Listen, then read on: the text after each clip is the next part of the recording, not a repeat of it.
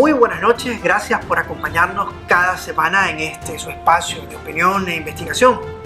Bienvenidos a Al Filo de la Realidad.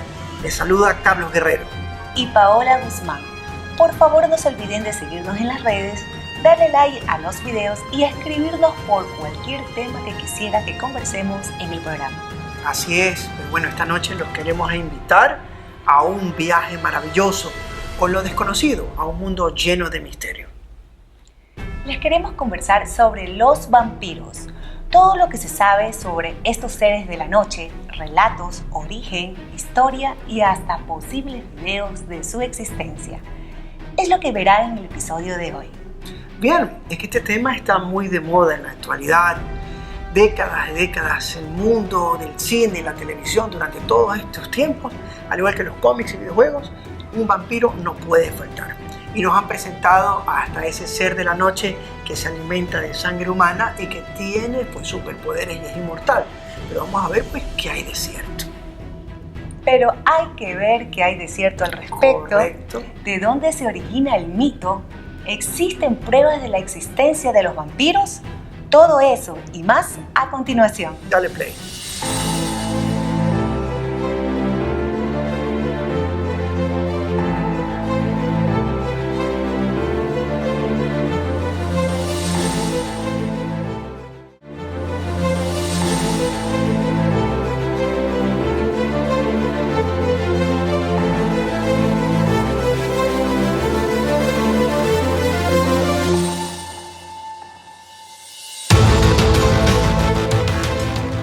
Bien, pero vamos a conversar de los orígenes.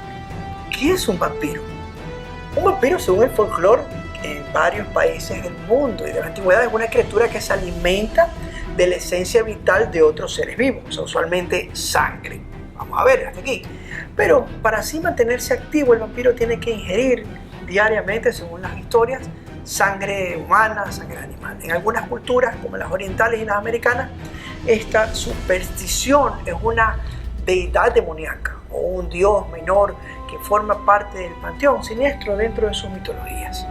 En la cultura europea y occidental, así como en la cultura global contemporánea, el prototipo de vampiro más popular es el de origen eslavo, es decir, el de un ser humano convertido después de morir en un cadáver activo, o sea, un chupasangre.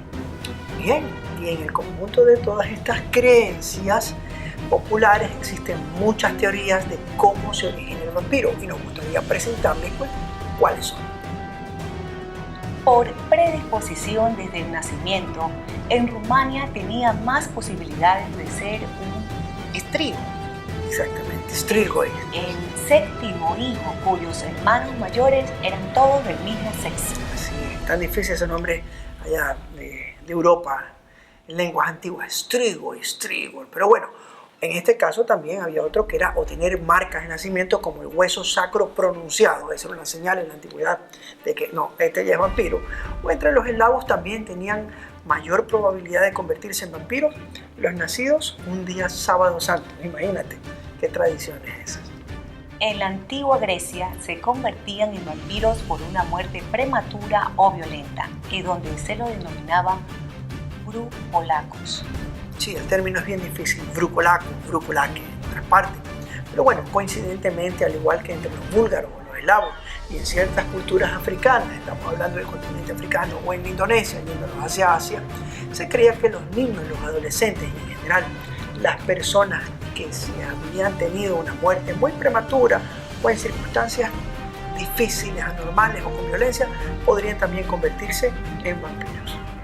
Por incumplimiento de rituales funerarios religiosos en Bulgaria y Rumania, también se creían que alguien que se convertía en vampiro después de morir, si quienes debían ocuparse de preparar y vigilar debidamente el cadáver no realizaban rituales adecuados. Así es, como esa tradición importante de despedir bien a sus muertos, también vampiro. Pero bueno, ¿cómo impedir que un animal, especialmente un perro o un gato o incluso una persona, pasaran sobre el mismo? Esta creencia es similar en los hindúes, pues consideraban que los espíritus en espera de reencarnar pueden convertirse también ellos en vampiros, y en especial si nadie les recuerda y les realiza los rituales funerarios y el rigor para facilitar su reencarnación. En este caso, de las personas, los indigentes, los que no tenían familiares deudos que los despidieran, también podían hacerse vampiros. También están los que, como maldición por acciones criminales o sacrilégicas, se convertían en vampiros. En la antigua China se creía que se convertían en vampiros ciertos criminales, tradición similar a la existencia entre los esclavos y los griegos, quienes creían que los vampiros eran brujas o personas que se habían revelado como la iglesia mientras estaban vivos. Claro, a esto se alegaba que era porque también vendían su alma al diablo, falta, y eso se sigue escuchando hasta en la actualidad. Esta persona que era poseída por un demonio en la Europa cristiana sobre todo, esta creencia estaba reforzada en los conceptos desarrollados por el cristianismo, fuertemente por el cristianismo, y eran basados en la idea neoplatónica de la vida después de la muerte. Por último están aquellas por mordedura de un vampiro. Según casi todas las tradiciones, aquella persona que moría después de ser mordida por un vampiro se convertía a su vez en uno. Por eso, te muerden, te convierte, y tú mueres a alguien más y así no se continúa. Pero bien, los escritores ocultistas aducen que esta manera solo es posible si hay una aceptación por la víctima. O sea, cuando llegaba Drácula en las películas y la víctima quería ser mordida. Pero en fin, dándole así un fuerte matiz sexual al asunto según los directores, según las novelas y según las historias de ciertas culturas. Y les queremos presentar cómo se les decía a los vampiros en algunos lugares del mundo. Oh, eso es muy interesante. Bueno, en Grecia era, como tú me decías, el brucolaco, ¿verdad? Brucolaco, así es. Bueno, y era proveniente del griego bricolakes. En Japón, Kyuketsuki. Vamos de nuevo, Kyuketsuki, es difícil. En el Mediterráneo, Ferato, del griego nosoforo, que es portador de la enfermedad. En rumano, Strigoi. De hecho hubo una serie de Strange en Fox hace unos años donde era basado y le decían Strigoi a los vampiros, el nombre más antiguo conocido. La cultura nórdica. Se llaman Draugur, o en nórdico antiguo era Draugr. Y en latín, vampiros. En Eslovaquia, Brolok. En serbio, Vampir. En Croacia. En Croacia era Upir o Upirina, en el idioma croata, si no lo recuerdo, Upirina. En Rusia. En Rusia era Vurdalak y Upir, pues en ruso también conocido. En el folclore caribeño. Bueno, ahí era el lógaro, y particularmente en Haití y en Granada lo ven así, el lógaro. En alemán. En alemán antiguo era simplemente Vampir. Y así, en muchos nombres, como este misterioso ser de la noche ha sido conocido alrededor del mundo. Y lo raro, ¿no? En varias culturas está presente esto. Algo de verdad tiene que haber. ¿Listo? Y ahora vamos a hablar sobre el primer vampiro, que muchos creían que era Drácula. Pero vamos a ver qué hay a continuación. Aunque muchos piensan que Drácula es la referencia al vampiro más antiguo que tenemos, los estudios consideran de que fue en realidad Lilith, en algunos libros apócrifos considerada como la primera mujer de Adán. Así es, el tema es bastante interesante. Según el alfabeto de Ben Sirá, un libro muy antiguo, se dice que Lilith y Adán nunca se llevaron bien. Oh, y eran la primera pareja, ya que fueron los dos hechos del mismo barro a la vez. Pero desgraciadamente esa igualdad no fue del agrado de Lilith, que es entonces mujer de Adán. Al rebelarse contra Adán y sobre todo contra Dios, ella es expulsada del paraíso, para así deambular por el mundo. Exactamente, según lo que nos dicen ese y otros libros del mundo antiguo, es que lo interesante es que ella se topa con los ángeles caídos de la rebelión de Lucifer. Recordemos que fue un tercio de los ángeles del cielo que se fueron con Lucifer. Y con ellos, pues, ella tiene relaciones sexuales para convertirse en un demonio vampírico. Se dice que los hijos que engendra Lilith son los famosos súcubos o primeros vampiros o seres de la noche. De Lilith se cree que su figura parece retratada en relieves. Exactamente, en relieves del mundo antiguo como en Egipto, Grecia, Babilonia. Recordemos que su nombre parece derivar del vocablo hebreo que es Laila, que significa noche. Laila o Lilith, si mal no recuerdo. Y hay un famoso relieve babilónico donde ella aparece franqueado por lechuzas con garras. Ya algo se hablaba en la antigüedad, era muy temida. el queridísimo Vlad Tepes Drácula. Bien, de la novela publicada en 1897 por el irlandés Bram Stoker, quien él convirtió a su protagonista, el vampiro más famoso de todos. No es el más antiguo, pero el más famoso. Como ya saben, Lilith, la más antigua referencia. Aunque Bram Stoker no inventó la leyenda vampírica, como todos lo sabemos, fue la influencia de la novela la que ha logrado llegar al cine, el teatro, la televisión, los videojuegos, etc. En verdad, tremendo. Vlad III nació alrededor del año 1428 y fue el príncipe de Valaquia, una región de la actual Rumania que se encuentra al norte del río Danubio y al sur de los montes Cárpatos. Sí, Cárpatos, exactamente. Y en 1456, Vlad III invade Valaquia y consigue derrotar a Vladislav en batalla, o sea, su hermano ilegítimo. Después él realizó una purga y por eso se lo conocía como salvaje entre los boyardos, los sajones de Transilvania y las regiones cercanas, colindantes, quienes apoyaban a sus oponentes y a su hermano ilegítimo en el trono, Vladislav. Entonces él los descuartizó, los empaló vivos y se puso a hacer un barbecue y un buen almuerzo ahí en comida mientras estaban clavados ahí. Entonces imagínate, tremendo. El empalamiento era una tortura espantosa. Al condenado se le manetaba y se insertaba una estaca sin punta en el recto y esta se clavaba en el piso. Sí, ¡qué horror! De modo que la gravedad y el propio peso del empalado hicieron que la estaca atravesara y se desplazara los órganos internos. Exacto, o sea, por gravedad la persona caía y entraba por el recto y salía por la boca o la clavícula. Era un espectáculo muy cruel y con eso pues Vlad se aseguraba que nadie vaya a molestarlo en el reino con ese espectáculo horrible que tenía.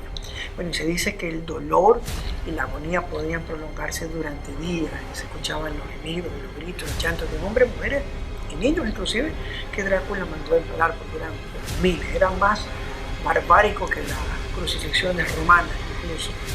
Además, los historiadores también cuentan que a él le gustaba disfrutar de banquetes, como le hablamos, y comer frente a centenares de los cuerpos empalados. Con tal demostración, como ya lo digo, que es espeluznante, pues a nadie le queda ganas de ir a molestar o volver a invadirlo. Tremendo Drácula. Y bueno, de ahí lo hemos visto en videojuegos como Castlevania, que ya sale lo mismo en la tercera temporada de Netflix. Lo hemos visto en Aston Blade de Marvel, de las primeras con Wesley Snipes, que también salió. O sea, es un tremendo ícono. No hay vampiro sin Drácula, como decían. Así es. Bien, y vamos a ver qué hay en la actualidad, porque hemos hablado de los orígenes y del pasado. En el presente también hay registros de vampiros, y nos lo presenta Pau a continuación. Los invitamos a ver una entrevista realizada por el programa Primer Impacto a un grupo de jóvenes que practican actos de vampirismo a continuación. Este es el momento más íntimo de un grupo de jóvenes que se definen como vampiros. Uno pone su esencia en la copa. De hecho, ahorita tienen que darle 13 vueltas. Una casa en la noche más oscura de cada mes, durante la luna nueva. Una ceremonia en la que se bebe sangre humana. En su momento, cuando tienen una iniciación, cada uno tiene que probar la sangre de su propio maestro, como Grecia lo tuvo que hacer. ¿Esto lo hiciste tú? No, eso es la flaquita, la Santísima Muerte. ¿Y esto qué es? Un arreglo de migajo. De hecho, esto lo hizo mi mamá. ¿En serio? Para los estudiosos de la mente, los jóvenes que se suman a estos clanes buscan consuelo después de sufrir un dolor profundo. Hay un dolor, por supuesto, en la gran mayoría de estos jóvenes. Un dolor que ellos vienen arrastrando, en un hecho de no sentirse como parte de una familia. El ritual de sangre incluye manzanas, azúcar, sal, vino, velas y agujas. Cada persona que inventa un rito le da el significado que cada persona quiere. La manzana puede ser un símbolo de pecado en una cultura, puede ser un símbolo de grandeza en otra. Para nosotros la manzana es la carne, el vino es la sangre. tanto como allá arriba representa el vino como la sangre y el pan como la carne, nosotros con la manzana la carne. Los religiosos dicen que la sal purifica, y es cierto en cierta forma. Ahora están listos para compartir la sangre. ¿Tú no tienes miedo si tú muerdes a alguien que pueda hacer un daño a ti? No, porque ya la persona ya es conocida. Tampoco voy a llegar a morder a cualquier persona. Lo que está representando la sangre en la copa, se puede decir que es de que ellos mismos me están entregando su propia esencia. Por eso el de arriba decía que el vino es como la sangre y el pan es como la carne.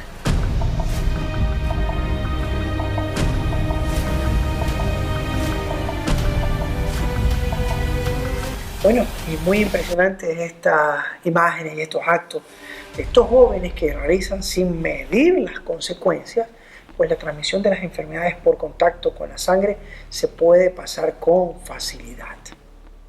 Estos autollamados vampiros tienen un lado real, y es que ellos exponen su vida al realizar esos actos. Así es, pero bueno, se creen vampiros y es una referencia, ¿no? Sentirse así. Pero también les vamos a presentar este supuesto video ya revisado, porque hay muchos que son falsos, pero este nos queda la duda. Supuesto video de un vampiro captado en cámara en la noche de Halloween, que es cuando supuestamente salen los demonios, los fantasmas, etc. Y bueno, no se sabe del todo si es que es auténtico, pero el video connota algunas cosas que esta persona no es normal de humano. A continuación.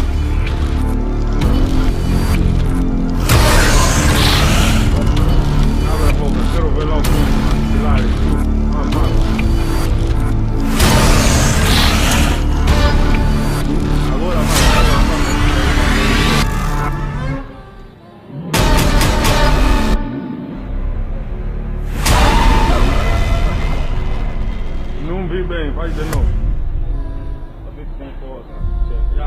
Pode coisa, faz. Faz, só mais uma vez, vamos.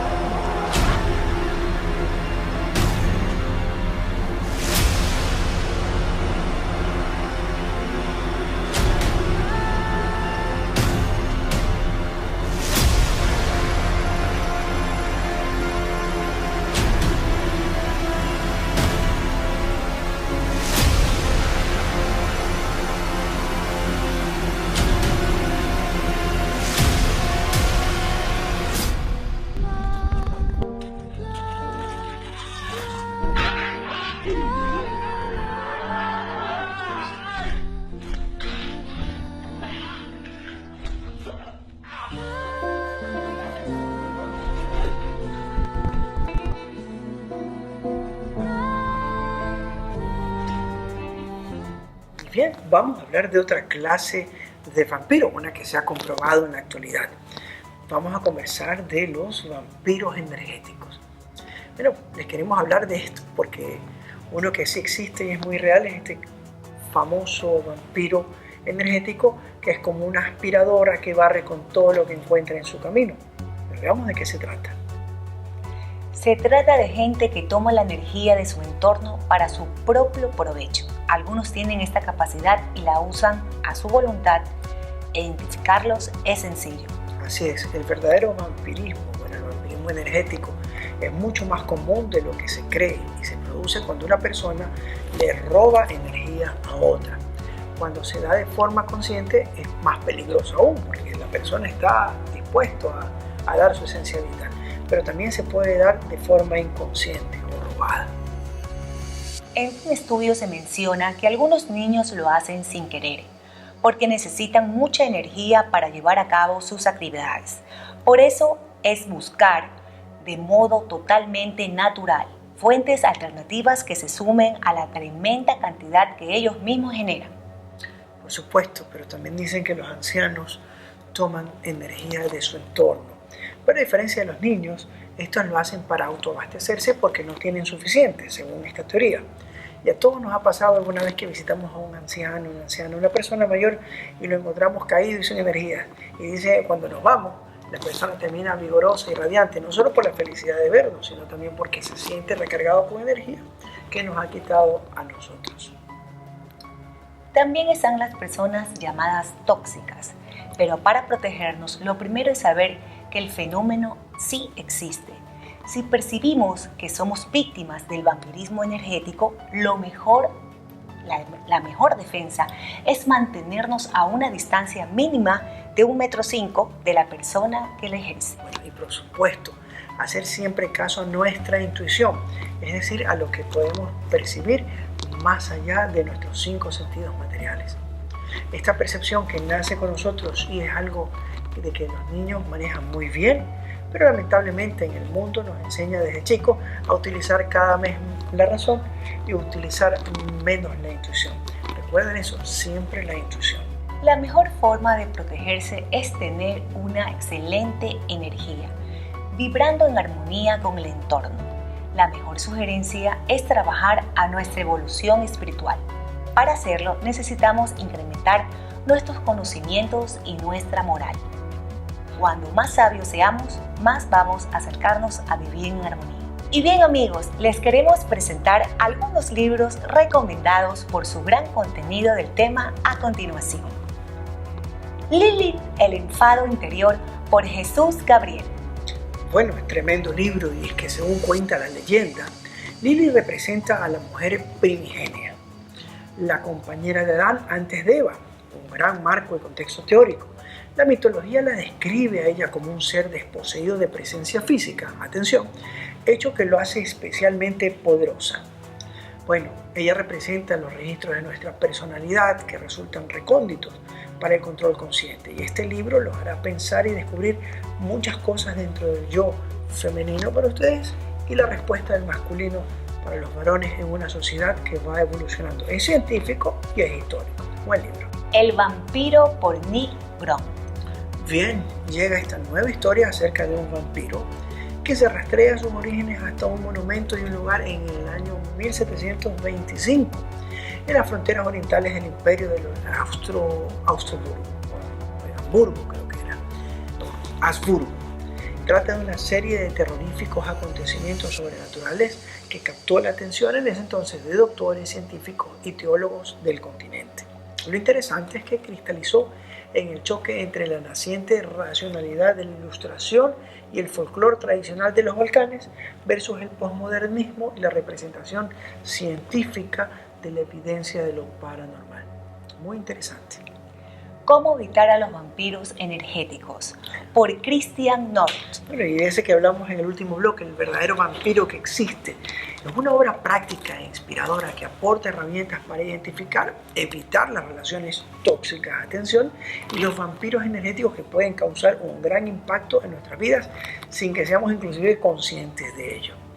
La doctora Christine Northrop está considerada como una destacada experta en cuanto a la salud y el bienestar de la mujer a nivel energético. Internacionalmente ella es reconocida por varios libros y estudios y pues es aquí en este programa muy recomendada para ustedes. Bueno amigos, hemos revisado y compartido con ustedes una buena parte relacionada al vampirismo, del mito a la realidad, de lo que se creía y lo que puede ser. Pero lamentablemente se nos ha terminado el tiempo. Esperamos vernos el siguiente semana. Bueno, y muchas gracias a todos nuestros amigos que nos escriben en las redes sociales. Recuerden que estamos como alfilodelarrealidad.es en Facebook, en Instagram, o puedes vernos en nuestra página en YouTube. Y por supuesto, en Vito TVO y en TV Cable, canal 15, señal estándar y 709 HD. Ha sido un gusto estar con todos ustedes. Se despide Pau Guzmán. Y Carlos Guerrero, hasta nuestra siguiente cita en esta, su casa, Vito TVO. Esto fue Al Filo de la Realidad.